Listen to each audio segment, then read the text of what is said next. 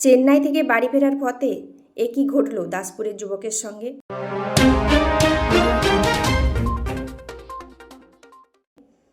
নমস্কার, এই মুহূর্তের বিশেষ একটি খবর নিয়ে আমি অনামিকা বন্দ্যোপাধ্যায়। বাড়ির ছেলের আর বাড়ির ফেরা হলো না। বাড়ি ফেরার পথেই ঘটে গেল মর্মান্তিক ঘটনা। দাসপুর থানার ধর্মার বছর 23-এর যুবক আকাশ রায় চেন্নাই থেকে বাড়ি ফিরছিলেন।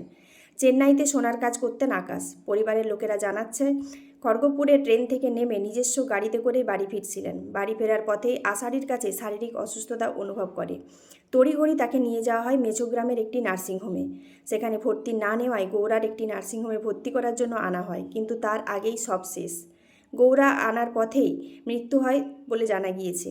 তরতাজা যুবকের এমন হঠাৎ মৃত্যুতে ভেঙে পড়েছে পরিবারের পাশাপাশি সারা গ্রামের মানুষ। পারিবারিক সূত্রে জানা গিয়েছে, আকাশ মাঝে মাঝেই অসুস্থ হয়ে পড়ত। এবারে বাড়ি এসে ডাক্তার দেখাবে বলেও জানিয়েছিল।